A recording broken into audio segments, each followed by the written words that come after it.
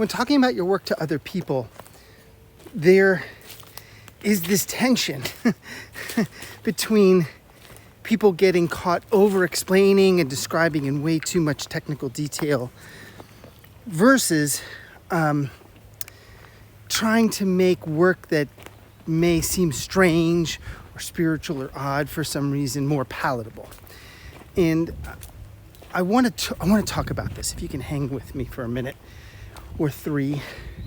This is Mark Silver with Heart of Business, and we were in the learning community, our membership community. I was talking, we were discussing this on a group coaching call in detail. There is a part of the marketing message which is empathy, where we are wanting our potential clients to know that we see them, that we get that what they're going through, that we're bringing care and compassion and witnessing to them as part of our presence. And that's a beautiful thing, and it's necessary.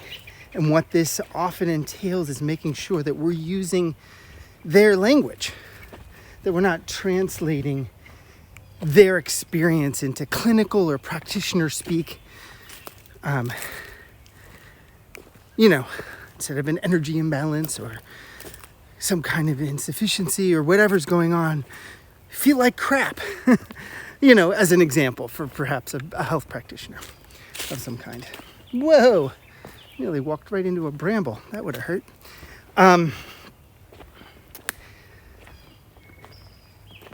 However, we don't want that really beautiful tendency to then be used when we're talking about what we do and how we do it, which is a separate part of the marketing message. The message of what we're up to. I don't want you to pull any punches in talking about your work. I don't want you to try to make it more palatable.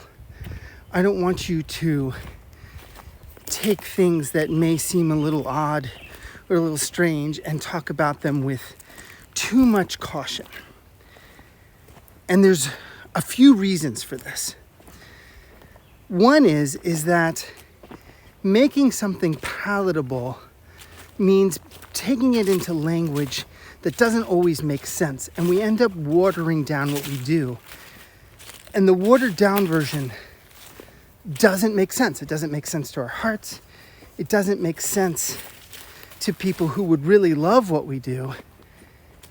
And the people who might be drawn in by the quote unquote more palatable version will be surprised. It's like, oh yeah, we do this very kind of subtle way of caring for you. And then they walk into some kind of straight up full on spiritual experience that you're guiding. And they're like, whoa, I didn't sign up for this.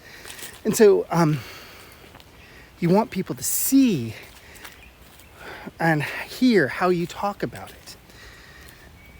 The second reason, aside from the bait and switch, is that you want the people that are going to love what you do to be drawn in, even if some of the language is unfamiliar, even if some of the concepts are unfamiliar.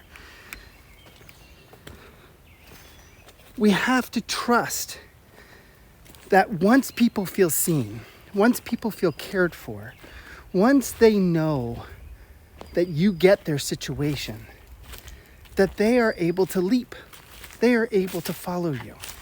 That if you're talking about spiritual concepts, if you're talking about different kinds of healing concepts, if you're talking about anything that feels a little advanced, as long as you're not disappearing into really impenetrable technical speak, we do want to pay attention to our audience and what they understand. I want you to pull no punches.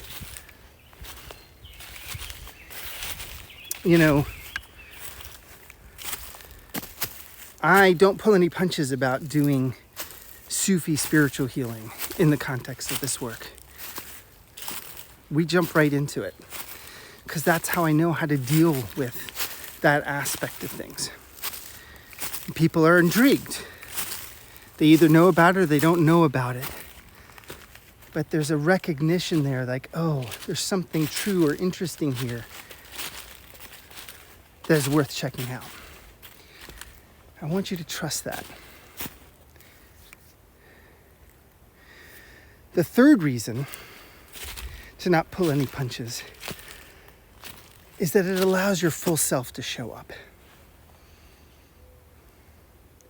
You don't need me to tell you the world situation is urgent, that there are really terrible things going on, that there are a lot of vulnerable people at risk. There's a lot of really fragile systems and infrastructures that maybe many of them do need to be gone, but we don't want them collapsing suddenly and with the kind of harm that that's going to create. If you're bringing some kind of work that is helpful, that is a part of the solution, that is part of the transition that we're all needing to make, that is a contribution to the love and care and strength and wisdom of the path that we're trying to find in this world, I want your full presence. I want the full power of what you're doing. I don't want it hidden. I don't want it to be a bait and switch. I want to see you when you show up. The same way that I want to be seen. The empathy that's the early part of a marketing message that I was talking about helps people feel seen, and it is so healing. But it also creates trust and connection and weaves stronger relationships when we can fully see you. We all need to be so present and so woven in with each other. And if we're hiding, that weaving becomes more difficult.